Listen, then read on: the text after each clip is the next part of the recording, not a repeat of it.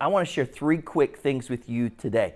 First, they're already getting to work outside. If you were here Sunday, you saw the construction fencing is up. This week, they're beginning to take down some of the trees that are going to be in the space where the future sanctuary will be. Inside, the work is beginning as well. I'm standing here outside of what we call K2ville, and it is an auditorium that looks a lot like Auditorium 2, if you've ever sat in there, kind of in our overflow space.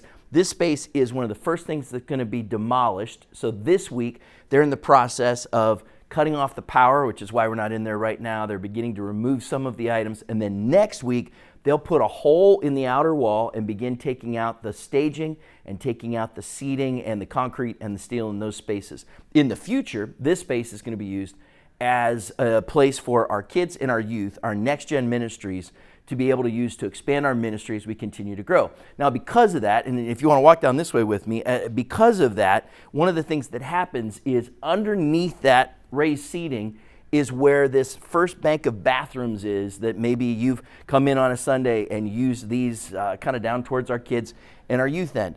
So the men's restroom here, there was a small little utility room, and then our women's restroom, those have been closed and sealed up, and they're going to be out of commission for several months. And then eventually what we're going to have is newly remodeled, fresh restrooms that are going to be here in this space. But for the next few months, these restrooms are going to be out of service while we're in the process of doing the demolition and the renovation of K2 into a space that first short term is going to be used as an overflow space on Sundays, primarily at 10 o'clock for our adult services, and then long-term used for our next-gen ministry. Next week, we'll have the demolition of K2, and for the next few months, we'll be without these restrooms.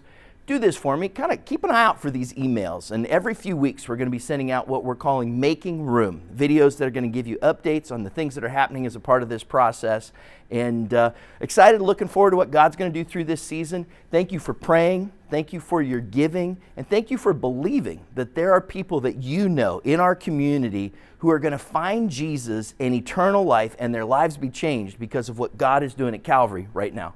God bless.